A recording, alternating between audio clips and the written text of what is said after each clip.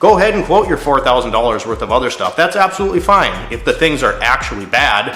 Welcome back inside the shop for another discussion video. Today we're going to be talking about something that in general gets talked about quite a bit in the industry, and it's going to be along the lines of how customers get a bad taste in their mouth for the auto repair industry in general. Specifically in this video, we're going to talk about diagnostic fees, people padding repair estimates, and stuff like that. So let's get into it.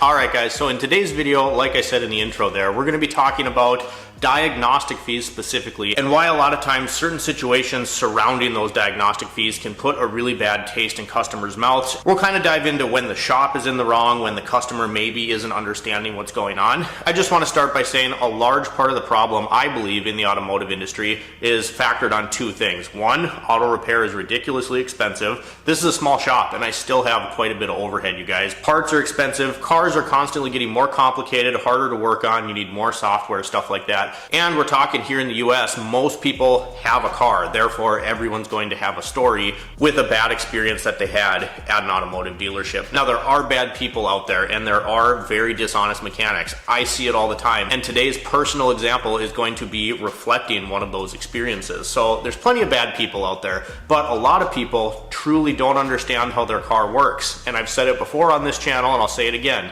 I don't expect everyone to know everything about their car. I don't go to the doctor's office. I don't know everything about modern medicine. It's just what it is. So people being ignorant, it's not their profession, they have no interest in it, that plays a role in it. Because when people don't know something, they get defensive. It's just kind of a natural reaction, especially when things are going to cost a bunch of money. But the diagnostic process is what I wanted to talk about today, because my friend, he lives about 3 hours away from me, got absolutely hosed going into this shop. A little bit of a backstory. He's one of my best friends. I've known him since we were in the first grade. We're great friends. We don't share cars as a similar interest. I have a lot of friends and they're not all necessarily working in the automotive industry, but they're gearheads. They like wrenching on things. So they have, a little bit of that scope of knowledge. My buddy Eric does not have that. And now that he's 3 hours away, I can't work on his car anymore feasibly. I see him a couple times a year. He's not going to drive up here to have me work on his car. He has a 2013 Chevy Impala. That's his daily driver. For about the last month or so, he's been messaging me with a couple questions, which is fine, but again, I'm trying to help him over the phone. And one of the things that he had mentioned was that his power steering was whining, right? And I was like, well, is it when you turn? Is it all the way to the lock? Is the reservoir full of fluid? Stuff like that. And he said, when I'm turning and the pump's working, it's groaning really bad. I said, I'd love to help you out, but obviously that's not realistic. So I don't really know anybody in the industry in your area, so you're gonna have to just take it in and tell them, hey, I'd like to get my power steering pump checked out. This is the part that gets kind of wild. I care absolutely this much about putting this shop's name up on the screen because in my professional opinion, they are doing their customers a giant disservice here. And they sent him this message via text, and the total quote for his car was over $4,000. Now, here's the interesting part. He went in there specifically to get his power steering pump checked out. Meanwhile, he gets his car back, and how Diag works is you spend typically an hour. So how I run it here and how it was ran at the dealership, certain things, if you have a brake pad that's obviously worn, so your pad's metal on metal with that rotor, you're not going to get an hour Diag out of that. You might get a half an hour, right? But just being a good person, running an honest business, when I do it here, I always quote out an hour for diagnostic. It could be an electrical problem, could be a leak, could be an AC problem. Quote out an hour for Diag. I always tell people, if it's something easy, it doesn't take me anywhere near an hour to figure it out. Maybe it takes me 2 minutes. I'll either go down to a half an hour. Sometimes if it's super simple, I'll waive that charge completely. But general scope of things, you pay an hour diagnostic fee, and that's for, the mechanic setting the car on his hoist. That's taking his time to look over your car. And generally inside there at most places is a complimentary inspection. So are your wheels tight? Are there any obvious oil leaks? Stuff like that. Doesn't necessarily have to be connected to your concern, but it's just kind of a general visual inspection of the vehicle. Now, this sounds great, but also it's to make the technician more money. If I find something on that visual inspection, I can quote it. If your oil pan's dripping oil on the ground, I might quote that. Say, hey, we need to reseal your oil pan. Well, he sent me a URL link to the online inspection he got on his Impala, and they quoted that door handle, they quoted ball joints, tie rod ends, front struts, a transmission flush, a new battery, and there were a couple other things. I'd have to look at it.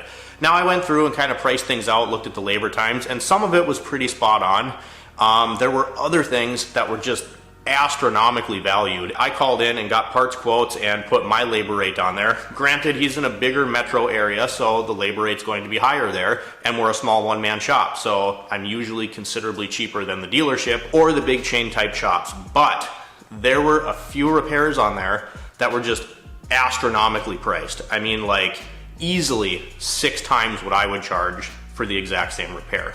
Now, when I'm talking that we have a labor rate discrepancy, I'm at this price. Again, I'm a little bit cheaper than they are. Even with the labor increase, it was still at least 4 times more expensive than I would charge to do the exact same repair. So, kind of highway robbery. Now, you might be thinking, so he went in there to get his power steering pump checked out, right? So where's the quote for that? This is the kicker, and this is where we're gonna get into a little bit of double dipping. So I asked him about it. I'm like, am I missing something? He goes on to tell me, and it's not on this online form, and keep in mind, I'm not the one talking to the service advisor, that they told him, oh yeah, we checked the power steering fluid, it looks good.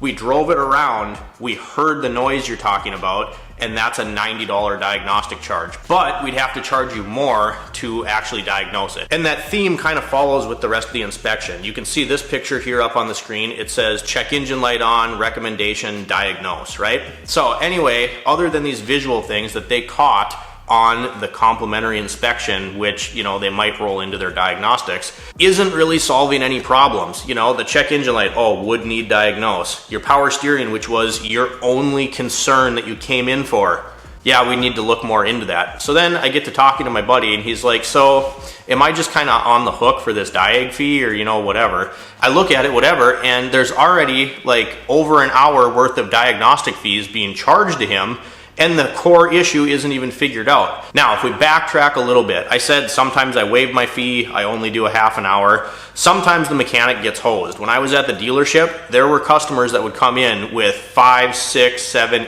8 unrelated concerns. You know, this one's an electrical concern, this is an overheating concern, this is a drivetrain noise, now we got a wind noise, and you get this ticket with all these absolutely unrelated concerns.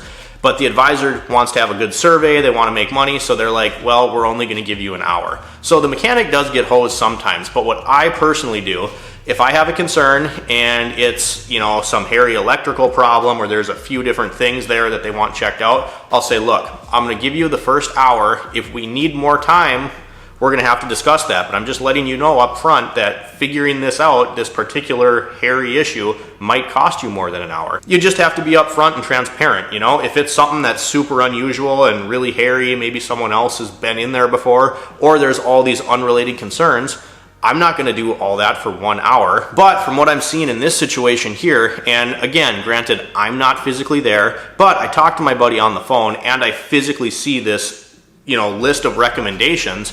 They're charging him a diag fee, over an hour's worth of diag. The original concern is not figured out. They tell him, you know, we need more time to figure that out. The check engine light, they don't even tell him what the code is. It doesn't even say, hey, it could be related to this. It just says need more time to diagnose. So this shop is absolutely milking this system because their diag fee really just looks, to me, from seeing the paperwork, it looks like all they did was do this visual inspection. They're taking advantage of their customers because the real issue wasn't even solved yet. I'm going to charge you this fee, and oh, by the way, here's $4,000 worth of things that are unrelated that you probably should get fixed, and we're going to try to upsell to you. Now, the interesting part of this story is another one of my buddies actually lives in the area. A good friend of mine, we went to tech school together. He's a mechanic for a Mercedes dealership. I text him, I'm like, hey, my buddy Eric, you've met him before, you know, they're not really friends, I'm just friends with both of them. He's like, yeah, I remember Eric, and I was like, hey, do you want to, he just got this quote from this shop, and I think it's absolutely ridiculous. I'm not there to physically look at it. They listed this sea of recommendations, and, you know, he doesn't want to do the work there because the main issue that he's having hasn't even been addressed. They haven't even offered a solution. And I'm gonna tell you right now, diagnosing a power steering problem is not that hard. Either you got a line that's leaking, the rack is messed up, the pump is messed up. You know, it's one of those things. There's ways, if you're in this field and you're a good automotive technician, to figure that out. So that diag charge should have went to solving the problem. Go ahead and quote your $4,000 worth of other stuff. That's absolutely fine. If the things are actually bad, I'm not even there. So I told Griffin, you know, they quoted XYZ.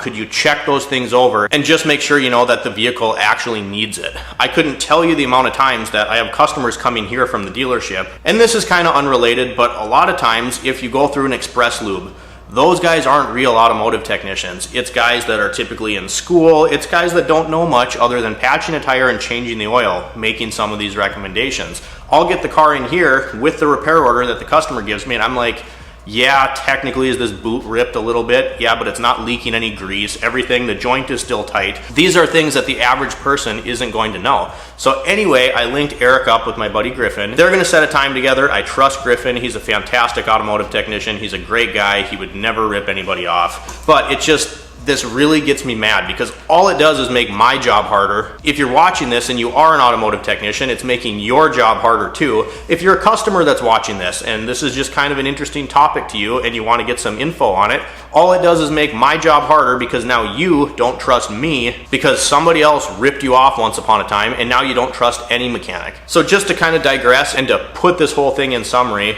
buddy went in for a concern, totaled out his car on unrelated issues, which it may or may not need. You know, the struts, if they are actually shot, if there's a broken coil spring, something like that, sure, quote it, but they might not even be bad. This shop just took and fused that diag fee in with their visual inspection to act like they were actively looking to solve his problem, charge him money, not actually diagnose the car, and now if he wouldn't have talked to me and he would have spent all that money to fix it, guess what? His power steering pump would still be groaning, and that's the original concern that he went in for. So this kind of stuff, you guys, it just absolutely pisses me off to no end. I can't understand, you know, and a lot of times it comes from up here and it trickles down, you know. They have 20 technicians working for this big corporation, and the guy with his shiny shoes and a suit is sitting in his office going, we need more money, I'm paying you flat rate, you're gonna get incentives to sell more parts, and it pushes these technicians to just sell parts and quote jobs that, you know, sometimes might not even be related to the original concern. And again, if you don't know anything about your car, that's okay, but you can easily be taken advantage